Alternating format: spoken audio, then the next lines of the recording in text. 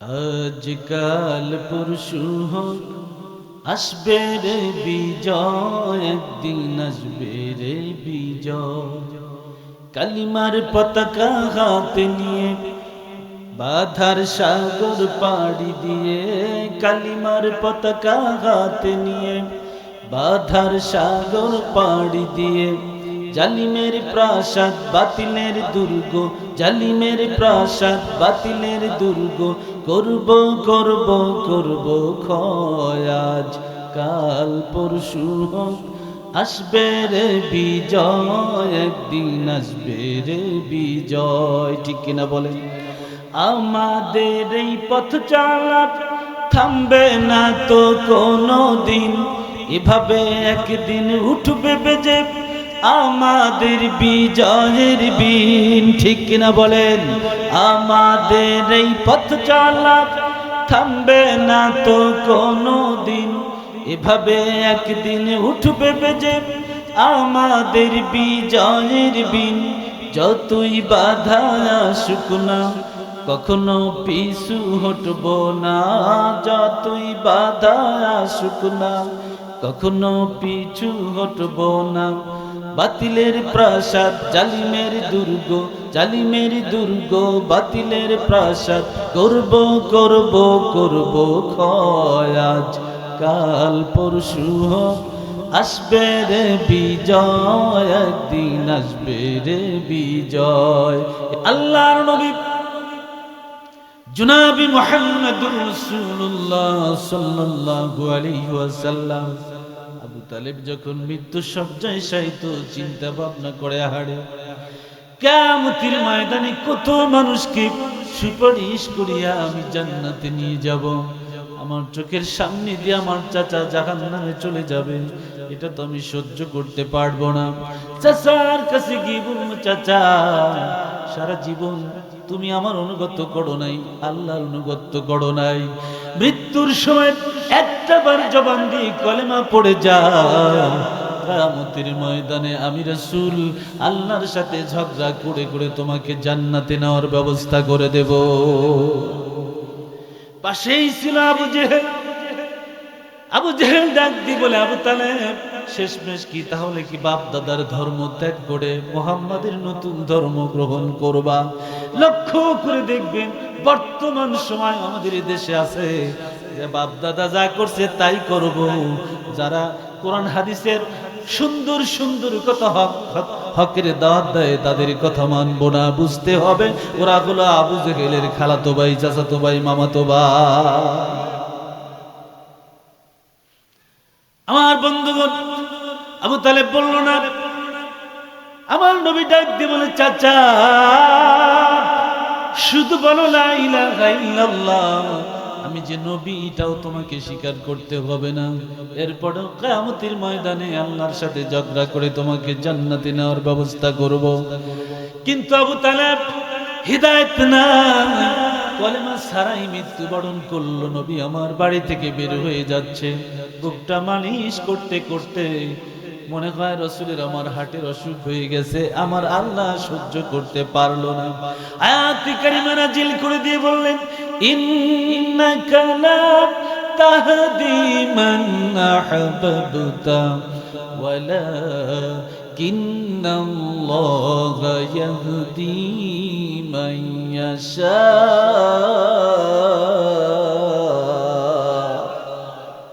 আল্লাহ রাব্বুল আলামিন বললেন, নবী হ্যাঁ, আপনি যাকে ভালোবাসবেন তাকেই হিদায়াত দিতে হবে এমন নয়। হিদায়াতের মালিক তো আমি আল্লাহ, আমি আল্লাহ যাকে খুশি তাকে হিদায়াত দেই। ঠিক কি না? আমার বন্ধুগণ, যে কথা বোঝাতে যাচ্ছিলাম, হিদায়াতের মালিক হলো আমার আল্লাহ। ইহুদিকে হিদায়াত দিবে কে? গাছের উপর থেকে ছোট্ট একটা ফল সিটা দিয়া এ পাতা ও পাতার সাথে বাড়ি খাওয়াইয়া ইহুদির নাকির ডগার উপরে ফেলে দিয়েছে। সুবহানাল্লাহ। বাড়ি যায় ইহুদি চুপ করছে, সর্বনাশ, আমার নাকির ডগার উপরে পড়লো কি? তাকায় দেখে বট গাছের ছোট্ট একটা ফল। ইহুদির ভুল ভেঙে গেল, চিন্তা করলো সর্বনাশ, আজকে যদি লাউ গাছের তুলনায় বট গাছের ফল হতো কমপক্ষে 1 মণ। কথা কন না কে? আর এক মণ ওজনের ফল অত উঁচু থেকে যদি ছিঁড়ে আমার নাকের ডগার উপরে পড়ে যেত, আমি ইহুদি ভত্তা হয়ে যেতাম। তেল মরিচ তো দূরের কথা, পেঁয়াজের গোষ্ঠীও লাগতো না। কথা বলেন ঠিক কিনা? ইহুদি ডাক দি বলে, আল্লাহ, এই জন্য তো আমি খোদা না, তুমি হলে খোদা আর আমি গোলাম হুদা। আল্লাহু আকবার। মাবুদ, লাউ গাছের নিচে কেউ বিশ্রাম করতে যাবে না, ফলগুলি বড় বড় বানাই দিলাম। বট গাছের নিচে মানুষ বিশ্রাম করতে আসবে, ফলগুলি ছোট্ট ছোট্ট বানাই দিলাম, যাতে করে কখনো ফল ছিঁড়ে তোমার বান্দার গায়ে পড়লে কোনো সমস্যা না হয়। জোরে বলুন ঠিক কিনা? লতা গাছে কে দিল রে এত বড় কদু? লতা গাছে কে দিল রে এত বড় কদু? কারি সারায় মৌমাছিরা মৌচাকে দেয় মধু। কে দিল তোর মুখে হাসি এত সুন্দর কথা? কেমন করে বুঝতে পারিস আপন জনের ব্যথা? যিনি ব্যথা বোঝার ক্ষমতা দিলেন তিনি আর কেউ নন, তিনি হলেন আমার আল্লাহ। আল্লাহ রাব্বুল আলামিন বলেন, ওয়া ইন তাউদ্দু নি'মাতাল্লাহি লা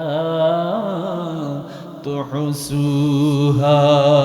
বান্দা, কতগুলি নিয়ামত দিলাম, কি কি নিয়ামত দিলাম, 1 2 3 4 5 6 করে যদি গণনা করতে চাও, আমি আল্লাহর নিয়ামত গণনা করে কোনোদিন ফুরাতে পারবে না। সে আল্লাহর দরবারের শুকরিয়া আদায় করা দরকার আছে না নাই? তাহলে প্রাণ খুলে আমরা আরেকটা বার বলি আলহামদুলিল্লাহ।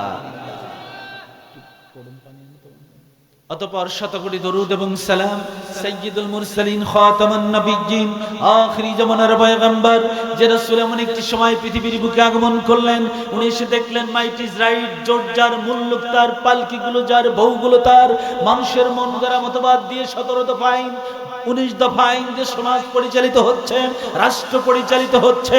আল্লাহর নবী এই মুহূর্তে পৃথিবীর বুকে এসে মানুষের মন গড়া মতবাদগুলিকে লাথি মেরে আল্লাহর কোরআনের রাজ প্রতিষ্ঠা করে মদিনাতুল মুনাওয়ারায় ঘুমিয়েছেন। আমরা সেই নেতার উপর পড়ি সাল্লাল্লাহু। আমি আপনাদের কাছে প্রশ্ন করতে চাই, কিয়ামতের মাঠে আপনার আমার বিচার করবে কে? আরো জোরে, জোর হলো না? আপনাদের ক্ষুধা লাগছে? একটু চিল্লাই বলেন না কে? ওই আল্লাহ পাক বিচার শেষে যদি কোনো মানুষকে জাহান্নামের ফয়সালা করে দেন, এই জাহান্নামের অর্ডারকে ক্যান্সেল করার মতো কোনো মানুষ এই বহুলা গ্রামে আছেন? পিছনের ভাইরা কথা বলতেছেন না, পারবেন নাকি? শুধু এখানে কেন, তাম পৃথিবীতে নাই, ঠিক কিনা?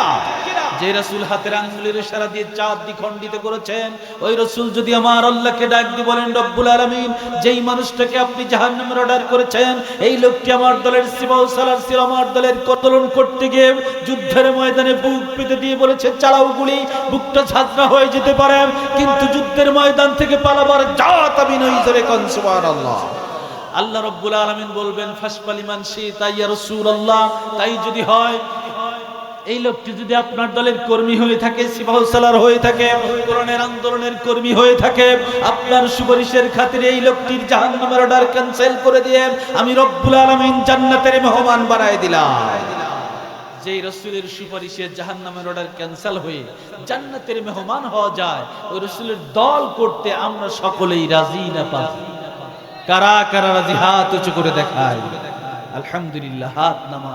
আমরা এখন থেকে রাসূলের দলের কর্মী। কার দলের কর্মী? দেখেন আমাদের দেশে আওয়ামী লীগ, বিএনপি যে দলই আসুক না কেন, ওই দলের নেতারা, ওই দলের কর্মীরা নেতাদেরকে ওয়েলকাম জানায়, স্বাগতম জানায়, ধন্যবাদ জানায়। কি বলেন, জানায় কি জানায় না? আমরাও আমাদের নেতা জনাবে মুহাম্মাদুর রাসূলুল্লাহ সাল্লাল্লাহু আলাইহি ওয়াসাল্লামকে জানাচ্ছি আন্তরিক অভিনন্দন, গভীর ভালোবাসা, সেই সাথে লাখ কোটি দরুদ এবং সালাম সকলেই করে নিচ্ছি সাল্লাল্লাহু আলাইহি ওয়াসাল্লাম। সম্মানিত উপস্থিতি, আসলে আমি তেমন কোনো বক্তাও নই, তেমন কোনো আলেমও নই। আমার মতো গুনাহগার এই পৃথিবীর বুকে আরেকজন আছে বলে আমি মনে করি না। এরপরেও যে মহান মনিব আমাকে এখানে বসালেন, এই আল্লাহ সুবহানাহু ওয়া তাআলা যদি কিছু কথা বলার তৌফিক দান করেন, পারমিশন দেন, আপনারা যদি দোয়া করতে থাকেন, কিছু কথা বলবো ইনশাআল্লাহ। তবে কথাগুলি মনোযোগ সহকারে শুনতে হবে, কারণ আমরা ইসলাম পেয়েছি একেবারে সস্তা। ইসলাম পেয়েছি কি? সস্তা। যেই জিনিসের যত কষ্ট করে অর্জন করতে হয়, ওই জিনিসের প্রতি তার দরদ বেশি না কম? একটু জোরে বলুন, বেশি না কম? কারণ আমরা ইসলাম পেয়েছি রেডিমেড হিসেবে, যার কারণে ইসলামের প্রতি অত ব্যথা, অত দরদ আমাদের নাই। ইসলাম চলে যায়, যাক, আমরা কিছু বলবো না, শুধু মসজিদে বসে বলবো সুবহানাল্লাহ সুবহানাল্লাহ। আছে না নাই? কথা বলেন, আছে না নাই? দেখেন না, এই ইসলাম প্রতিষ্ঠিত করতে গিয়ে সাহাবায়ে কেরাম হাত দিয়েছেন, পা দিয়েছেন, কান দিয়েছেন, নাক দিয়েছেন, এমনকি বুকের উত্তপ্ত তাজা রক্ত ঢেলে দিয়ে শাহাদাতের নজরানা পেশ করেছেন। শুধু কি তাই, ইসলামের জন্য আমার রাসূল জনাব মুহাম্মদ রাসূলুল্লাহ দেশ থেকে বিতাড়িত হয়েছেন। শিহাবে আবু তালেবে 3 বছর জেল খেটেছেন, তাইফের ময়দানে রক্ত ঝরিয়েছেন, উহুদের ময়দানে দন্দান মোবারক শহীদ করে দিয়েছেন। ও মুসলমানেরা, সাহাবীদের মতো করে যদি আমাদেরকে ইসলামের জন্য হাত দিতে হয়, পা দিতে হয়, কান দিতে হয়, নাক দিতে হয়, এমনকি বুকের উত্তপ্ত তাজা রক্তগুলি ঢেলে দিয়ে শাহাদাতের নজরানা পেশ করতে হয়, আমরা কি তাতে রাজি? কারা কারা রাজি? হাত উঁচু করে দেখায়। আলহামদুলিল্লাহ, আল্লাহ যেন কবুল করেন। সকলেই বলেন আমিন। আমি আপনাদের সামনে কোরআনুল কারীমের 33 নম্বর সূরা, কত নম্বর সূরা? 33 নম্বর সূরা, সূরা আহজাব। সূরার নাম কি? সূরা আহজাব। এই কোরআনুল কারীমের 33 নম্বর সূরার 35 নম্বর আয়াতে কারিমার কিছু অংশ তেলাওয়াত করেছি। রাসূল করিম সাল্লাল্লাহু আলাইহি ওয়াসাল্লামের হাদিস, অসংখ্য হাদিস থেকে দুটি হাদিস আপনাদের সামনে তেলাওয়াত করেছি। এরই আলোকে কিছু কথা বলবো ইনশাআল্লাহ। এই আয়াতে কারিমাটা আল্লাহ কেন নাজিল করলেন? আপনাদের কষ্ট হচ্ছে? খারাপ লাগতেছে? আলহামদুলিল্লাহ। এখন বাজে হলো 10:16, সোয়া 10টা। কতটুকু টাইম কথা বললে আপনাদের ধৈর্যের বিচ্যুতি ঘটবে না, ঠিক এতটুকু টাইমের মধ্যে আমি কথা শেষ করব।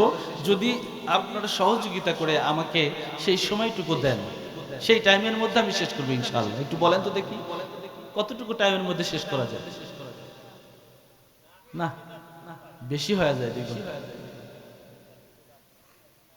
সোয়া 10টা বাজে, যদি 11টা, 11:30টার মধ্যে শেষ করি, কষ্ট হবে? আলহামদুলিল্লাহ। আসুন এবার আলোচনায় যাওয়া যাক। তো এই সূরাটিতে আল্লাহ 73টি আয়াত দান করেছেন। কতটি আয়াত? 73টা আয়াত দান করেছেন। এর মধ্যে সম্ভবত 9টি রুকু রয়েছে। সূরাটি মদিনায় অবতীর্ণ। আহজাব শব্দের অর্থ হচ্ছে দল, গোত্র।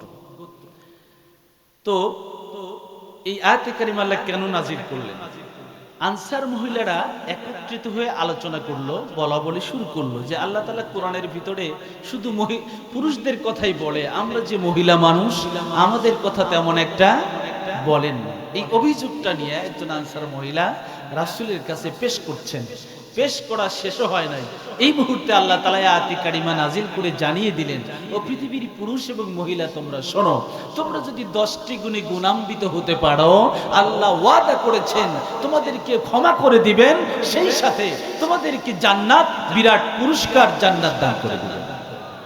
সেই গুণাবলীগুলি কি শেষ করতে পারবো না, তবে 2-1টি কথা গুণাবলী আমি আপনাদের সামনে আলোচনা করব ইনশাআল্লাহ। প্রথম নাম্বার যে গুণাবলী, সেটি হলো আল্লাহ বললেন ইন্নাল মুসলিমিনা ওয়াল মুসলিমাত, পুরুষ এবং মহিলাকে মুসলমান হওয়া লাগবে। কি হওয়া লাগবে? আমরা যারা এখানে সমবেত আছি, আমরা সকলেই মুসলমান নাকি অন্য কিছু? একটা আওয়াজ দিয়ে বলেন।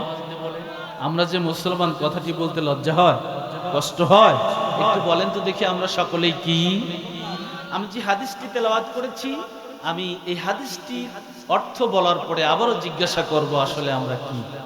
আল্লাহর নবী জনাব মুহাম্মদুর রাসূলুল্লাহ সাল্লাল্লাহু আলাইহি ওয়াসাল্লাম বললেন, আল মুসলিমু মান সালিমাল মুসলিমুনা মিন লিসানিহি ওয়া ইয়াদি। রাসূল বললেন ওই লোকটি মুসলমান যার জবান থেকে, যার হাত থেকে অন্য মানুষ নিরাপদ রয়েছে। অর্থাৎ এই জবান দিয়ে মিথ্যা কথা বলে নাই, গালিগালাজ করে নাই, মিথ্যা সাক্ষী দেয় নাই, হাত দিয়ে একজন ভালো মানুষকে ফাঁসির রায় দেয় নাই, এরপরে হাত দিয়ে চুরি করে নাই, এই হাত দিয়ে টাকা চুরি করে বিদেশে পাচার করে নাই, এরকম মানুষ আমাদের দেশে বুঝি নাই। কথা কোন আছে না নাই? সরকারি জিনিস মেম্বার হয়েছে, চেয়ারম্যান হয়েছে, রাস্তা বানানোর জন্য টাকা দিয়েছে, রাস্তা না বানিয়ে নিজের পকেটে ভরেছে হাত দিয়া, এরকম কেউ ভরে নাই, অন্যায় করে নাই, এই লোকটি হলো মুসলমান। এবার একজন হাত উঁচু করে বলেন হুজুর আমার এই জবান দিয়া মিথ্যা কথা বলি নাই, মিথ্যা সাক্ষী দেই নাই, চুগলখুরি করি নাই, হাত দিয়া কারো অন্যায় করি নাই, কারো গালে অন্যায় ভাবে থাপ্পড় মারি নাই, কারো ফসল নষ্ট করি নাই এই হাত দিয়ে অন্যায় ভাবে, কারো বিরুদ্ধে সাক্ষীও লিখি নাই, একটু মুসলমান দেখে যায়, একটু হাত তোলেন তো। এইবার তার মানে হলো কি কম বেশি অপরাধ আমার ভিতরেও, কি বলেন আছে না? বুঝা গেল মুসলমান হতে পারি না। তাহলে কিসের ভিত্তিতে আমি আপনি নিজেকে মুসলমান দাবি করি, বুঝার দরকার আছে না নাই? কথাটা আমি এইভাবে মানুষকে বুঝায় থাকি। যখন আমি আপনি জন্মগ্রহণ করলাম, মসজিদের মুয়াজ্জিন সাহেব এক কানে আজান দিল আর এক কানে ইকামত দিল। এরপরে যখন একটু বড় হলাম, মাকতবে গিয়ে আলিফ বা তাসা শিখলাম, আর একটু যখন বড় হলাম পাঞ্জাবি জুব্বা পরলাম, টুপি পরলাম, গরুর গোশত খাওয়া শিখলাম। আমার বাবা মুসলমান, তার ঔরসে জন্মগ্রহণ করেছি, এই জন্যই নিজেকে মুসলমান দাবি করি। কথা বলেন ঠিক কিনা? তাছাড়া মুসলমানের চরিত্র, মুসলমানের কৃষ্টি, কালচার, তাহজিব, তামাদ্দুন কিচ্ছু আমাদের ভিতরে নাই। ঠিক কিনা বলেন? প্রশ্ন করতে চাই বাজানেরা, মুসলমানের ঘরে জন্মগ্রহণ করলেই কি মুসলমান হওয়া যায়? আমার কথা কি আপনারা বুঝতে পারতেছেন? কিসসা কাহিনী তেমন একটা হবে না। আমি আপনাদের কথাগুলো যাতে ভালোভাবে বুঝতে পারেন সেই জন্য উপস্থাপন করার চেষ্টা করতেছি। মনে করুন আপনাদের এই গ্রামের একজন মানুষ ঢাকা মেডিকেল কলেজে 8 বছর 10 বছর লেখাপড়া করে এমবিবিএস ডাক্তার হয়েছে। বিয়ে করার পরে আল্লাহ ছেড়ে দিয়েছে, ছেলেটা বড় হয়ে দাবি করতেছে আমার বাবাও ডাক্তার, আমিও ডাক্তার। আপনারা কি মাইনে নিবেন? কেন নিবেন না? বলবেন বেটা জিন্দেগিতে মেডিকেল কলেজের বারান্দা দিয়েও হাঁটো নাই, তোমাকে ডাক্তার মানা যাবে না। একজন ইঞ্জিনিয়ার, তার ছেলে যদি ইঞ্জিনিয়ার বিদ্যায় পারদর্শী না হয়, সে যদি এসে বলে আমার বাবাও ইঞ্জিনিয়ার, আমিও ইঞ্জিনিয়ার, এটা কি আপনারা মানবেন? তাই যদি না মানেন তাহলে বোঝা গেল ডাক্তারের ছেলেকে ডাক্তার বলা যায় না যদি সে মেডিকেল কলেজে লেখাপড়া না করে। মুসলমানের সন্তানকে মুসলমান বলা যায় না যদি তার ভিতরে মুসলমানের গুণাবলী না থাকে।